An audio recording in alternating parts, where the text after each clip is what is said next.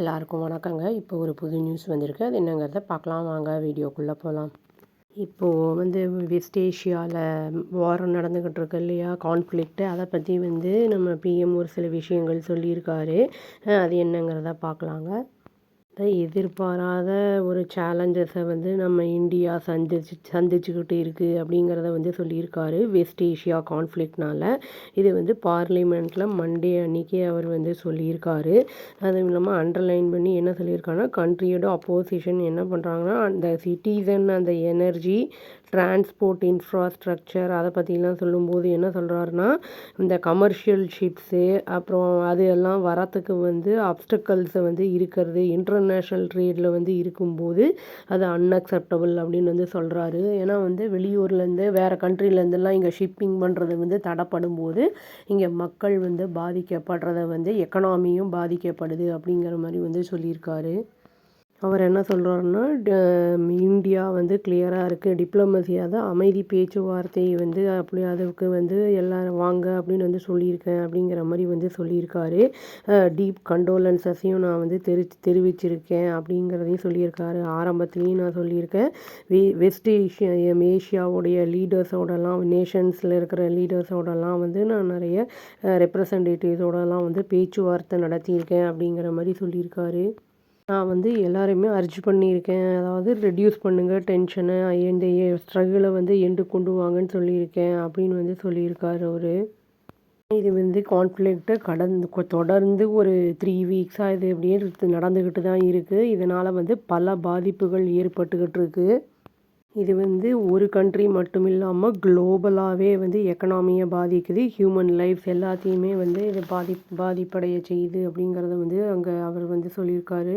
என்ன சொல்லியிருக்காருன்னா, India continue பண்ணிகிட்ருக்காங்க, அது சேஃப் பேசேஜ் இந்தியன் ஷிப்ஸ் இந்த சைடு நம்மளுக்கு வரத்துக்கு அமைதி பேச்சுவார்த்தையின் மூலிமா அப்படின்னு சொல்லியிருக்காங்க.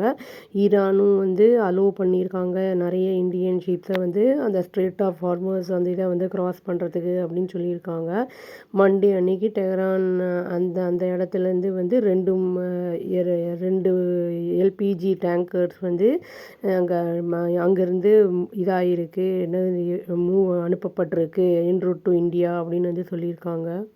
லோக்சபாவில் நம்ம பிஎம் என்ன சொல்லியிருக்காரு அப்படின்னா, இந்த வார் என்ன க்ரியேட் பண்ணியிருக்குன்னா, வரலாறு காணாத அந்த எக்கனாமிக் அந்த ப்ராப்ளம், நேஷ்னல் செக்யூரிட்டி அதில் பாதுகாப்பு இல்லாமல் இருக்கிறது, ஹியூமனிடேரியன் அந்த ப்ரெஷர் இதெல்லாம் ஏற்படுத்தியிருக்கு அப்படிங்கிறத சொல்லியிருக்காரு. அது மட்டும் இல்லாமல் அவர் என்ன சொல்லியிருக்காருன்னா, இந்தியாவுக்கு எக்ஸ்டென்சிவ் ட்ரேட் ரிலேஷன் இருக்குது, அதாவது வார் பண்ணுற கண்ட்ரி வார் அஃபெக்டட் கண்ட்ரிஸோடலாம் இருக்குது அப்படின்னு சொல்லியிருக்காரு அவர். உங்களுடைய ட்ரேட் ரிலேஷன் அந்த சைடில் எல்லா சைட்லேயும் பரவி இருக்குது அப்படிங்கிறத சொல்லியிருக்காரு. இப்போ அந்த சைட்லேயே வார் நடக்கும்போது அதை ஆப்வியஸாக நம்மளுக்கு இங்கே வர்றது தடங்கல்கள் கண்டிப்பாக ஏற்படும். என்ன சொல்லியிருக்காருன்னா, இந்தியா எப்போவுமே அதோடைய வாய்ஸை பெனிஃபிட்ஸ் ஆஃப் ஹியூமனிட்டிக்கும் பீஸுக்காகவும் தான் நம்ம பேசுவோம் அப்படிங்கிற மாதிரி சொல்லியிருக்காரு. டிப்ளமசி அந்த இதை சொல்யூஷன் அந்த ப்ராப்ளத்தை தீர்க்கறதுக்கு நம்ம அமைதி பேச்சுவார்த்தை நடத்தணும் அப்படிங்கிற மாதிரி அவர் கூப்பிட்ருக்காருங்கிறதையும் வலியுறுத்தியிருக்காருன்னு சொல்லியிருக்காரு வெஸ்ட் ஏஷியாவை. இந்த வாரில் யாரும் டேஞ்சரில் இருக்கக்கூடாது, அந்த பெனிஃபிட் ஆஃப் ஹியூமனிட்டி அப்படிங்கிறதுனால அதை சொல்லியிருக்காரு. அதனால் இந்தியா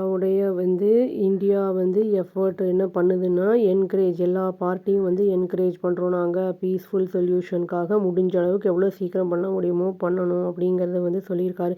ஃபஸ்ட்டு ஸ்டேட்மெண்ட்டாக அந்த க்ரைசிஸ் இருக்கிறத பார்லிமெண்ட்டில் சொல்லியிருக்காரு. அந்த மூமெண்ட்டாக அந்த ஷிப்பு அங்கேருந்து கிளம்புறதே பெரிய விஷயமா இருந்தது, அந்த ஸ்ட்ரெயிட் அந்த ஹார்மஸ் அந்த இதில் வழியாக. ஏன்னா அந்த வார் நடந்ததுனால அது ரொம்ப சிரமமாக இருந்தது அது கிளம்புறதுக்கு அப்படிங்கிறதையும் அங்கே சொல்லியிருக்காரு, மென்ஷன் பண்ணியிருக்காரு பிஎம். இந்த அட்டெம்ப்ட் என்னென்னா, கண்டினியூ பண்ணுறது, ஆயில் கேஸ் எல்லாம் எங்கேருந்தெல்லாம் கிடைக்குதோ அங்கேருந்தெல்லாம் வாங்குற மாதிரி இந்தியன் கவர்மெண்ட் கான்ஸ்டண்ட்டாக அது பார்த்துக்கிட்டு தான் இருக்காங்க. ஷிப்பிங் ரூட்ஸை கல்ஃபு அந்த இதை அப்படின்னு சொல்லியிருக்காரு. அதுவும் இல்லாமல் எங்களுடைய என்ஷூர் செக்யூரிட்டி எசென்ஷியல் கூட்ஸு அந்த ஆயில் கேஸு ஃபெர்டிலைசர் அதெல்லாம் அதோட செக்யூரிட்டியை தான் ரொம்ப என்ஷூர் பண்ணுறோம், நாங்கள் அதை அட்டெம்ப்ட் பண்ணிகிட்ருக்கோம் அப்படின்னு சொல்லியிருக்காரு. அதுவும் இல்லாமல் என்ன சொல்லியிருக்காங்கன்னா, நாங்கள் கான்ஸ்டண்ட்டாக வந்து கான்டாக்டில் தான் இருக்கோம். இன்டர்நேஷ்னல் பார்ட்னர்ஸ் அங்கே இருப்பாங்கல்ல, என்ஷூர் பண்ணுங்கன்னு சொல்லி அந்த சேஃப்டி அந்த மேரிடைம் காரிடர்ஸ் அந்த இதோட வந்து சேஃப்டி என்ஷூர் பண்ணுங்கன்னு நாங்கள் டச்சில் தான் இருந்துக்கிட்டு இருக்கோம்னு சொல்லியிருக்காரு. அந்த மாதிரி எஃபர்ட்ஸ் எடுத்ததுனால இப்போ நிறைய வந்து பாஸ்ட் ஃபியூ டேஸாக நிறைய வந்து ஷிப்பில் வந்திருக்கு பொருட்கள் அப்படிங்கிற மாதிரியும் வந்து சொல்லப்படுது. அதான் நியர்லி வந்து 1 crore இண்டியன்ஸ் வந்து அங்கே இருந்து வேலை பார்க்குறவங்க இருக்காங்க கல்ஃப் கண்ட்ரீஸில். அதுவும் இல்லாமல் வந்து சிக்னிஃபிகண்ட் நம்பர் ஆஃப் குறிப்பிடத்தக்க அளவுக்கு வந்து க்ரூ மெம்பர்ஸ் வந்து அங்கே இருக்காங்க கமர்ஷியல் ஷிப்ஸில் வந்து அப்படின்னு வந்து சொல்லியிருக்காரு. அதுக்கும் வந்து அட்டென்ஷன் கொடுத்துக்கிட்டு இருக்கோம் அப்படிங்கிறதையும் சொல்லியிருக்காரு.